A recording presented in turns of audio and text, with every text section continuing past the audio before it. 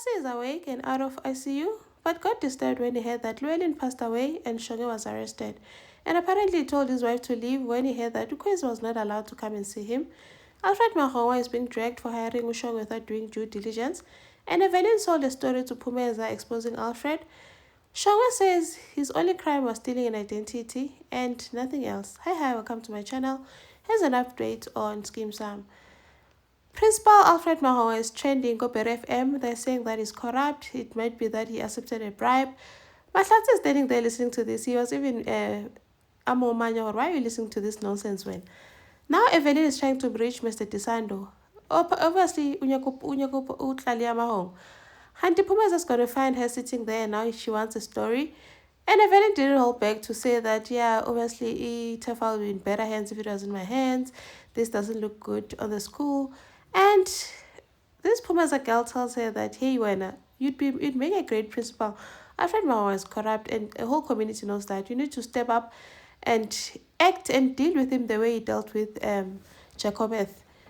And now Stoker wants to know if the rumors are true that she was hearing on the radio, but Alfred tells her that those people just want to listenership. There's nothing that's going on, and she mustn't let anyone or Evelyn come between them. Evelyn finds them cozy in his office, and they make some like mean comments about who the match made in hell. And now Alfred wants to question Evelyn why she's coming to work so late, but it's like, who are you to talk about duties? The next thing, Evelyn takes her staff to go to class because she said she only has afternoon classes. I don't know what tell her, and it's so disrespectful. And then as she steps out, Toga's like, as if I knew that she was so self-centered and selfish, I would not have become her friend. Auntie Evelyn is standing by the door and can still hear them. Now Toga's making things worse for herself because now it's Operation Destroy Stock. And then Evelyn decided to go and meet up with Pumeza and fill her up about everything that's been going on Kotef High, everything that Mahonwa is doing, and that he hired a fraudster teacher who had fake qualifications without doing due diligence. Now Pumeza wants the whole story, and then Pumeza's wondering is, did he take a bribe or what? Aramuswena, you are the investigative journalist, you can figure out what happened. Now Pumeza is going to publish an article that says Mahonwa accepted a bribe, and this source will be Evelyn, imagine. Now Kwezi is livid because they can't allow her to go see Nkosi, saying that Umeste Ndahala no Mrs. Ndahala. Apparently Nkosi's wife came to Turf to see her husband, and to I see you that no one is allowed except the wife. Kwezi is busy throwing a tantrum, saying, I don't care about what old papers say. Nkosi mevuga, you'd want to see me, I want to see my man. Oh, Dr. Hlangana had to tell her to leave or else Mbizarama security. Now she's busy blowing up before Gamgana Coach Joy, saying that Yazin, because I'm a side chick, I'm not allowed to sing because short Noma Ngenzayin, I will not be allowed. At when that's why I'm a side chicky, they can stay with a man for 10 years and they get nothing from that. Shell and Dr. and come back to Jobek.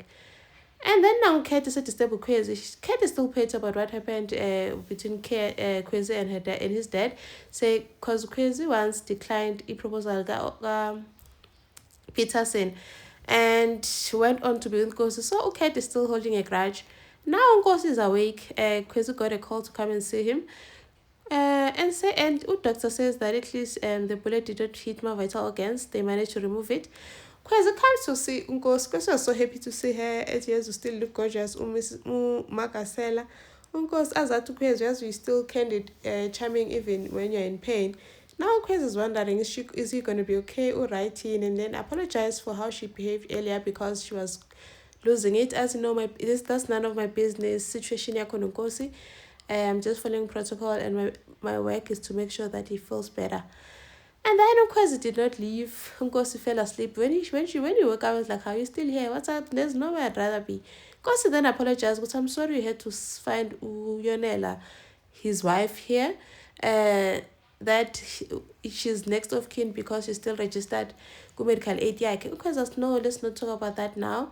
And now Nkosi wants to know what happened to Llewellyn. I want to see him. Nkosi to Llewellyn passed away.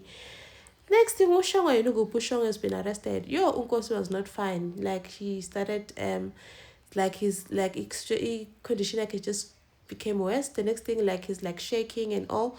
Kwezi had to call the doctor. Now the doctor wants to know, what did you say to him? Auntie Ukwezi explained, Gusi, I told him, Llewellyn passed away. But why would you do that? Because the doctors had kept that away from him.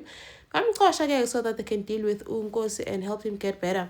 Now Carol got to find that busy questioning my home. You better when I reach Mereko. Alfred has to defend himself, saying, well, no man, everything looked legit, but everything was fake. Even his references were fake.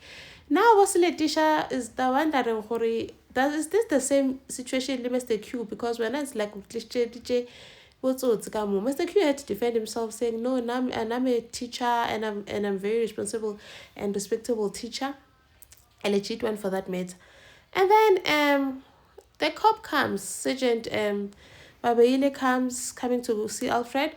Alfred Uchuvile now Runyakang. I want to ask you about Shongwe. Did he say anything that his life was in danger or anything? I don't know, man. He didn't say anything. I feel bad when I put the kids in danger and that I accidentally hired a teacher all fraud. But remember when is this anyone that can pick up the story, because Maho is not telling him he did mention that he was being followed. So I think that's what triggered his mental breakdown. But did he tell anyone else? I don't know. He told me in secret. Now Shongwe, Ebabele goes to see Shongwe. Shongwe wanted to know if his cousin Nkosi is okay, is alive. But Babele did not even answer, saying, why didn't you tell us that there was someone following you? As why would I do that? Because I'd be exposing myself. But do you know, when now you looking at many crimes, that my only crime is only to steal someone's identity. This thing about a hitman, I don't even know who that man is. Just tell me if my cousin is okay. But Babele didn't want to tell him. And then now, this thing, Maho is trending. Now, Litejo finds out that Glenda wants to pay him 500 per video and says, look at what other influencers are making. They're making 20k per video, 20,000 rands for just one video.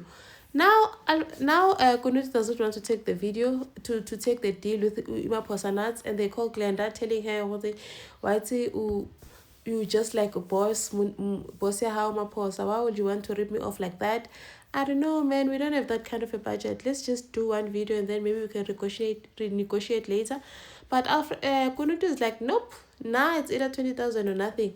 Once I don't know what got into Kunutu's head to make him think that is big, then move on to other influencers. Then now, Salamna says, well, maybe we can discuss this, like sit and negotiate. And then when he told Lite Johori, I told this girl, Horahate coach, saying because she didn't want to give me the 20k, it's like, hey, Papa, what you made a mistake. You should have just sat down and negotiate with her, because what if she's already speaking with other influencers?